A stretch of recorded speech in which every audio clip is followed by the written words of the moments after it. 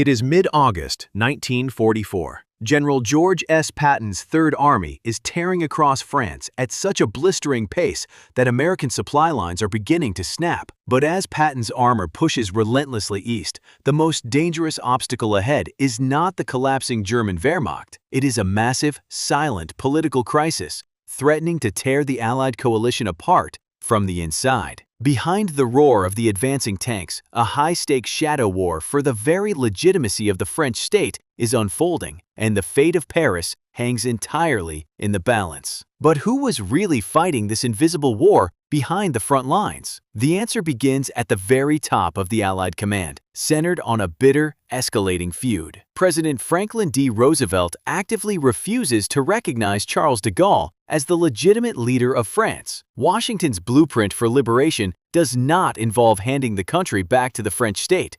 Instead, the plan is AMGOT, the Allied Military Government of Occupied Territories. Roosevelt intends to install a strict military occupation administration, effectively treating France like a conquered province rather than a sovereign ally. De Gaulle, a general operating entirely without a formal democratic mandate, knows he is running out of time. To preempt the American occupation plan, he prepares an unprecedented gamble to hijack the momentum of the Allied military campaign and seize absolute control of his own country. This clash of wills forces a critical question. How did George Patton's purely tactical armored advance become the ultimate bargaining chip in a high-stakes political war? Was there ever a secret political mission guiding the American generals? Or did the sheer uncontrollable velocity of Allied tanks accidentally crown a French president? As the race to Paris accelerates, the stage is set for a dangerous confrontation. Will the American military machine be weaponized to execute a political coup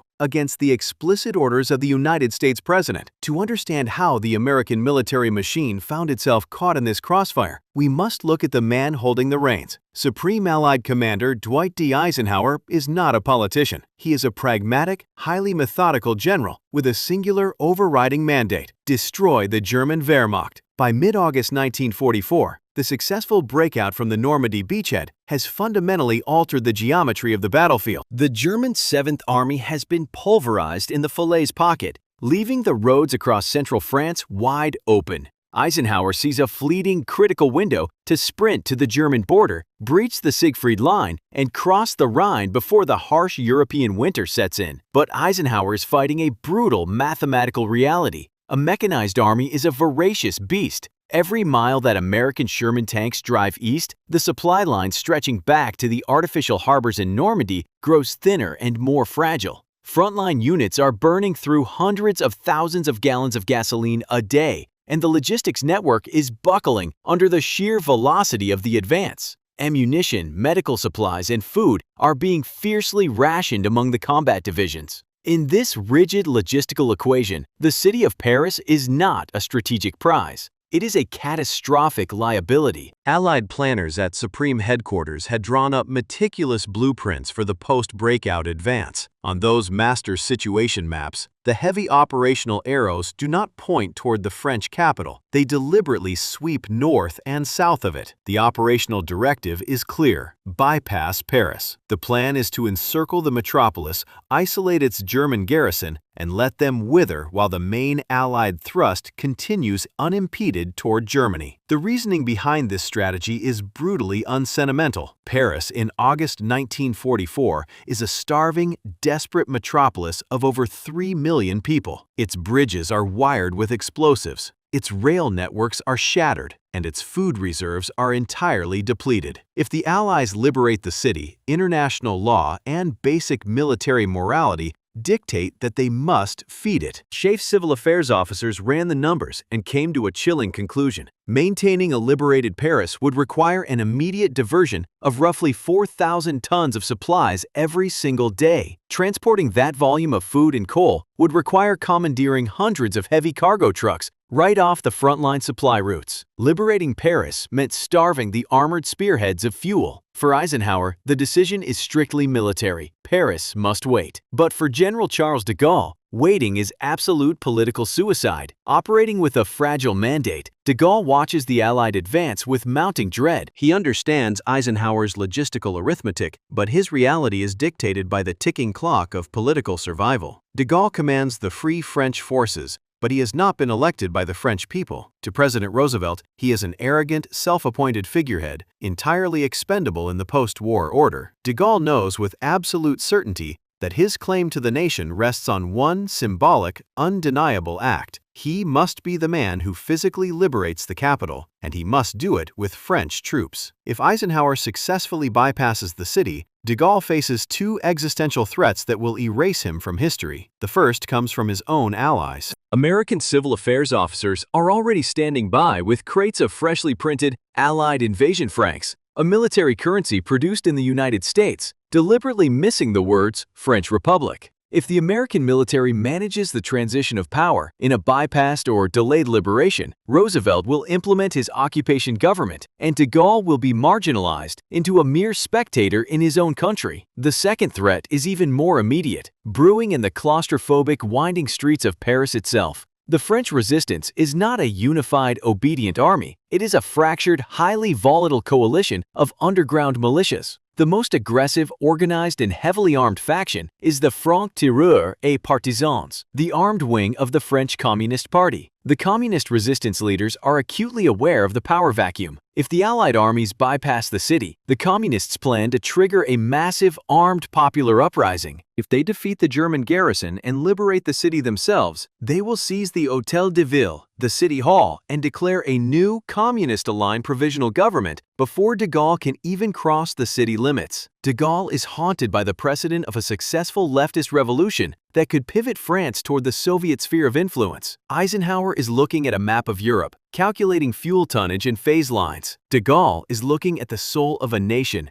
calculating political survival. The Supreme Allied Commander issues a firm, uncompromising directive. The 2nd French Armored Division, commanded by General Philippe Leclerc and attached to the American military structure, is explicitly ordered to hold its position. They are to adhere strictly to the bypass strategy. Under no circumstances are they to break formation and march on the capital. The Allied High Command believes the situation is firmly contained. The logistical blueprints are set. The fuel is allocated to the eastward push. Paris will be isolated and ignored until the German army is decisively broken. But a military plan only survives if the battlefield cooperates, and planners in London and Washington have severely underestimated the volatility of the French capital. The tension inside the occupied city is rapidly reaching a boiling point, exacerbated by a scorching August heatwave, severe food shortages, and the distant, agonizingly close rumble of American artillery. Eisenhower can draw a line on a map and order his armies to bypass the city. But what happens when the city refuses to be bypassed? On the morning of August 19th, the fragile equilibrium shatters completely. The Paris police force goes on strike, barricading themselves inside the prefecture and raising the tricolor flag. Within hours, these isolated protests erupt into a full-scale, uncoordinated armed uprising across the French capital. Barricades constructed from felled trees, sandbags, and torn paving stones suddenly choke the grand boulevards. The communist-led factions of the resistance seize the momentum,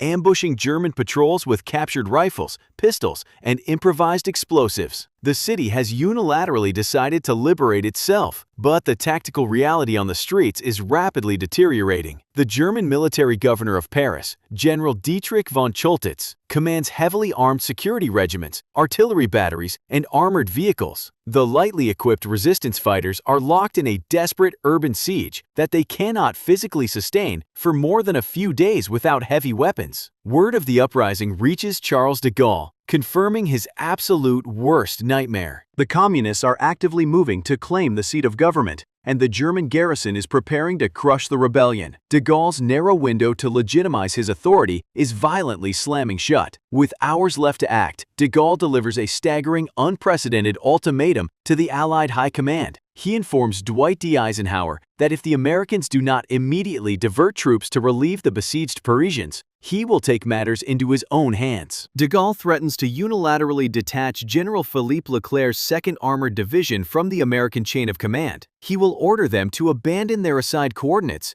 defy Supreme Headquarters, and march on Paris alone. It is an act of blatant military insubordination. More than that, it is outright political blackmail. The unified Allied command structure, carefully maintained through months of delicate diplomacy, fractures under the immense pressure of a direct mutiny threat from within its own ranks. Eisenhower is suddenly trapped in a crisis that cannot be solved by any tactical field manual. His strict mandate to destroy the Wehrmacht is colliding head-on with an internal revolt. If Leclerc marches on Paris without logistical support, the French division risks being completely annihilated. But if Schaeff formally supports them, the fuel lines stretching across France will snap. The Supreme Commander faces a dangerous, unprecedented dilemma. Will he arrest de Gaulle for instigating a mutiny, or will he cave to the demands and tear up his master blueprint for the war? Forced into a corner by the threat of an open mutiny, Eisenhower realizes the calculus has shifted entirely. De Gaulle's defiance has transformed Paris from a strategic liability into an immediate threat to the cohesion of the Allied alliance. If General Philippe Leclerc breaks formation and marches on the capital without authorization, the political fallout will be catastrophic, and the American command structure will be permanently compromised. On August 22nd, Eisenhower makes the agonizing decision to pivot.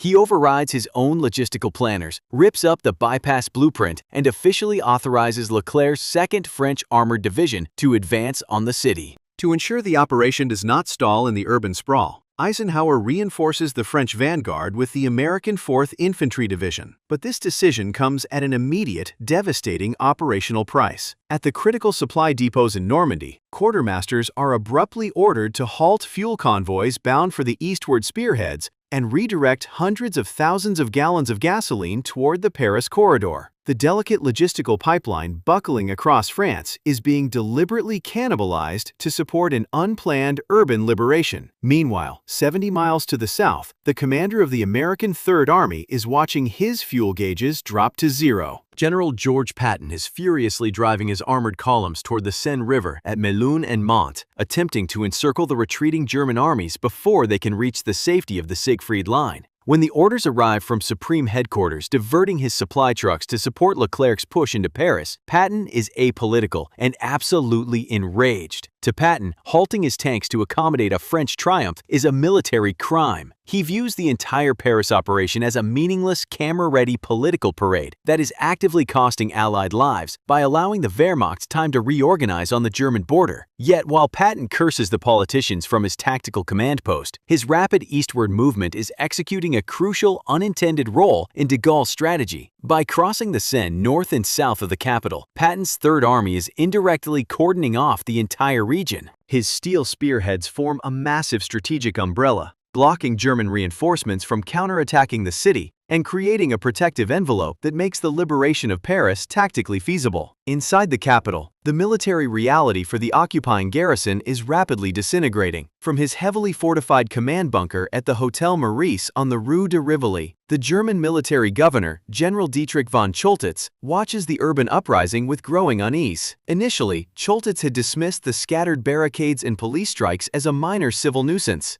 easily managed by his security regiments and local ceasefire agreements. But the situation shifts dramatically when direct, unconditional orders arrive via teleprinter from Adolf Hitler's headquarters in East Prussia. The Führer's directive is absolute. Paris must not fall into enemy hands, or if it does, only as a field of rubble. Choltitz is ordered to demolish the city's 71 bridges, destroy the utility grids, and level historical landmarks, including the Eiffel Tower and Notre Dame. Engineering units have already packed tons of explosives into the basements of public buildings and wired the stone arches spanning the Seine. As Choltitz reviews the demolition plans, the distant, unmistakable rumble of heavy artillery echoes through his office windows. It is not the lightly armed resistance fighting in the streets. It is the approaching armor of Leclerc's division, backed by the sheer weight of Patton's encircling armies. Choltitz is a hardened veteran of the Eastern Front who participated in the ruthless siege of Sevastopol, but in the oppressive heat of late August 1944, he faces a cold, pragmatic calculation.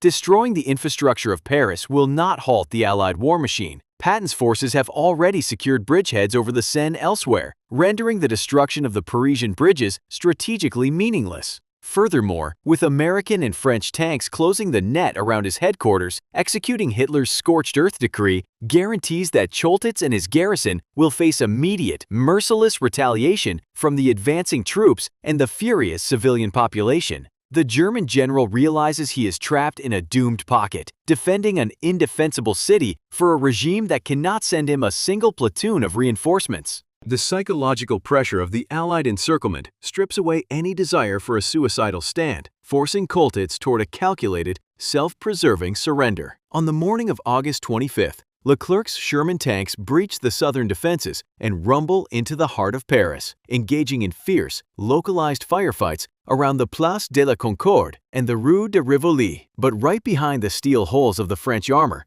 moving through the smoke and sniper fire, comes a very different kind of assault force. Charles de Gaulle is not waiting for the city to be declared secure, nor is he waiting for Dwight Eisenhower to formally hand over the reins of administration. Using the advancing military spearheads as a physical shield against both German snipers and communist militias, de Gaulle immediately deploys his shadow government, a specialized cadre of free French administrative officers, hand-picked by de Gaulle months in advance, races through the chaotic streets in unmarked cars. Their mission is precise and uncompromising. Physically occupy every key ministry, police headquarters, and municipal building before anyone else can step inside. As Leclerc's infantrymen clear the courtyard of the Hôtel de Ville, de Gaulle's loyalists push through the heavy oak doors, displacing the armed communist resistance leaders who had hoped to declare a popular commune from the building's balcony. Simultaneously, across the city, de Gaulle's newly appointed prefect of police steps into the prefecture, immediately assuming command of the Parisian police force and issuing orders under the authority of the Provisional Government of the French Republic. By the time American civil affairs officers arrive with their crates of Allied invasion currency and administrative blueprints,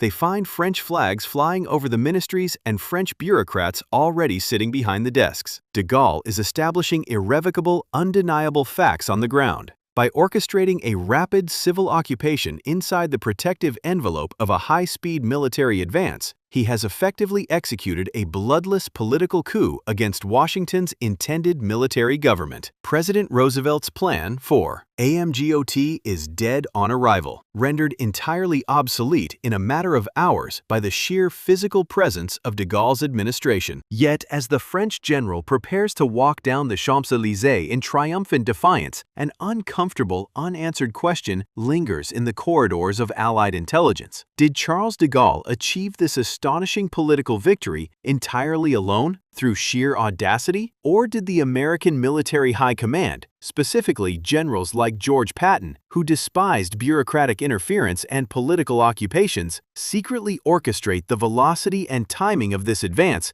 to force Washington's hand? Decades of post-war memoirs and dramatizations have fueled a compelling legend that George Patton, harboring a well-documented disdain for Washington bureaucrats, deliberately engineered his armored envelopment to secretly crown Charles de Gaulle. But the archival evidence, declassified operational diaries, and SHAEF communication logs reveal a much colder reality. There was no secret political alliance. Patton was not acting as a rogue kingmaker. He absolutely despised the Parisian diversion.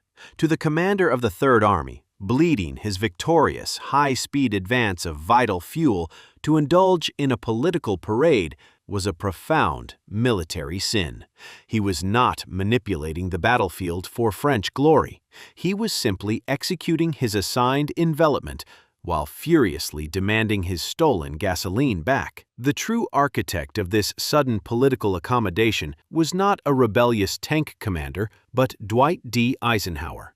The supreme Allied commander had not suddenly been swayed by French patriotism. He was executing a ruthless, calculated pragmatism. Eisenhower looked at the volatile, heavily armed factions inside Paris and realized that strictly enforcing the American military occupation plan would be a logistical and tactical nightmare. It would require diverting tens of thousands of American combat troops away from the German front just to police the capital, administer a starving population, and suppress a highly probable civil war between de Gaulle's loyalists and the communist resistance. Eisenhower understood that handing de Gaulle the keys to the city was, in strictly military terms, the absolute cheapest way to secure the vulnerable Allied rear. By allowing the French general to claim the glory and immediately establish his provisional government, Eisenhower neutralized the internal insurgency threat, guaranteed the safety of his sprawling supply lines, and ensured that French troops would continue fighting the Wehrmacht under unified Allied command. The political theater was simply the price of military efficiency. De Gaulle now sat inside the ministries, having effectively checkmated the American occupation plan. But holding the government buildings was not the same as holding a mandate. How would this unrecognized general prove to the entire world, and specifically to a hostile President Roosevelt,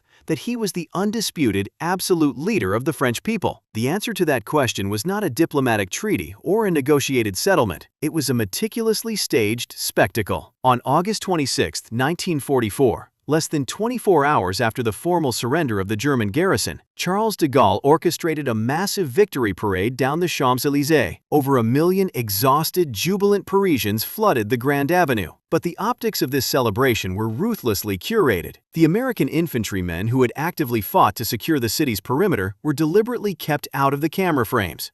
The boulevards were lined exclusively with the armor of General Leclerc's 2nd Division, their turrets proudly displaying the Cross of Lorraine. To the international press and to the global audience watching the newsreels, the event was projected as an entirely French liberation. But as de Gaulle's towering figure marched toward the Place de la Concorde, the fragile facade of absolute security abruptly shattered. Sharp cracks of sniper fire echoed across the square. Isolated German holdouts, or perhaps rogue militiamen stationed on the rooftops, opened fire on the dense crowd. Absolute panic erupted. Civilians threw themselves to the pavement, diving behind the steel treads of parked tanks. French soldiers broke ranks, frantically firing their rifles and machine guns upward into the surrounding building facades. The carefully choreographed parade devolved into a chaotic urban firefight. Yet in the very center of the pandemonium, de Gaulle made a calculated, defining choice. He refused to duck. While the people around him scrambled for cover,